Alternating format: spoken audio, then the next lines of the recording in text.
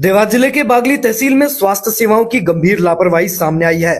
आदिवासी ग्राम कामट की प्रसूता पिंकी बहादुर को प्रसव पीड़ा होने पर परिजनों ने 108 एम्बुलेंस को करीब 1 घंटे तक फोन लगाया, लेकिन एम्बुलेंस नहीं पहुंची।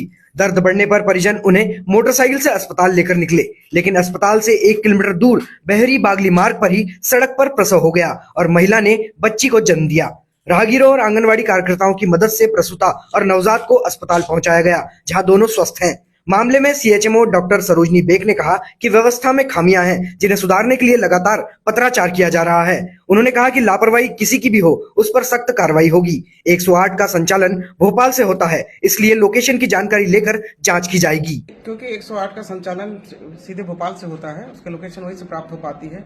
मेरी सुबह में भी वीएमओ से मेरी बात हुई थी और बोले कि उसको लेकर आ रहे थे, एम्बुलेंस नहीं मिल पाई। आशा ने उसको कॉल किया था और रास्ते में प्रसव हो गई। वो 10 किलोमीटर गांव था उनका। फिर हमारी टीम ने जाकर के उसका प्रसव कराया और उसको अस्पताल में लेकर आया। मतलब लेकिन सामने ये आ रहा है कि टीम ने नहीं कराया है, बिना किसी साधनों के सीधे प्रसव हुआ है और लोगों ने रोड के किनारे करवाया है। वो तो गनीमत है कि जच्चा बच्चा जो है सुरक्षित रहा और हमारी टीम बिल्कुल गई थी। हमारी टीम डॉक्टर से पूरी वो बाद में गए थे।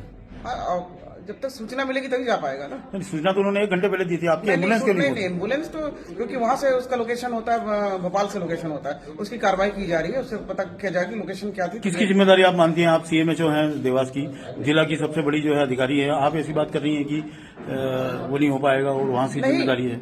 वो लोकेशन वहां से ट्रेस होता है लोकेशन, तो उसकी हमारी पूरी जिम्मेदारी। ये नहीं कह रही कि हमारी जिम्मेदारी नहीं है, लेकिन लोकेशन वहां से होती है तो हम वहां से ट्रेस करेंगे और वहां से लोकेशन मंगाया जाएगा। मैडम, पहले देखने में आया था इतना ज्यादा ये चीजें हो नहीं रही हैं। आपके कार्यकाल में बहुत ज्यादा लापरवाही हो रही है। शव वाहन लोगों को नहीं मिल रहे हैं, प्रसव के लिए जो है एम्बुलेंस नहीं मिल रही है, कई दिक्कतें आ रही है, जिला अस्पताल में सब कुछ आ रही है। क्या मतलब क्या माना जाए कि आप थोड़ी सख्ती नहीं कर पा रही है? क्या है? नहीं, सख्ती बिल्कुल कर पा रहे। जिला चिकित्सालय में मेरी भ्रमण की जाती है जी। और जो कि ये कमांड वहां सीएस के द्वारा होता है। और फिर भी हमारी पूरी मीटिंग्स होती रहती है। जो भी हमारी कमी मातृ मृत्यु शिशु मृत्यु में कमी बिल्कुल आई है। हमारे द्वारा नवाचार किए जा रहे हैं, बराबर ब्लड डोनेशन कैंप किए जा रहे हैं। हमारे डॉक्टर स्वयं एक डॉक्टर दे रहे हैं वहाँ पे, और हमारे गृह कल्याण समिति से 500 का हम प्रोत्साहन। मतलब बागली में पिछले 1 साल में 65 शिशुओं की मौत हुई है, ये आंकड़ा आपके पास है? हाँ, है ना।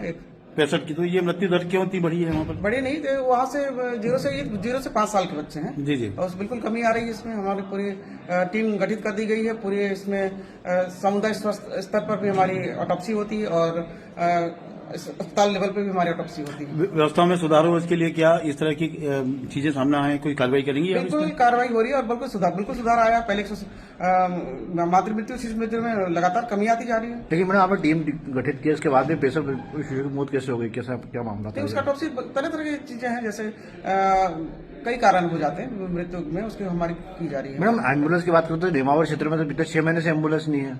उसके द्वारा हम लोग पत्रचार किया गया है। वहाँ जो भी ऑफ रोड जो चलती है उसके लिए बराबर लगातार। ये मान लिया जाए कि एम्बुलेंस का सिस्टम आपके हाथ में नहीं है, आप हाथ खड़े कर रही हैं इसमें?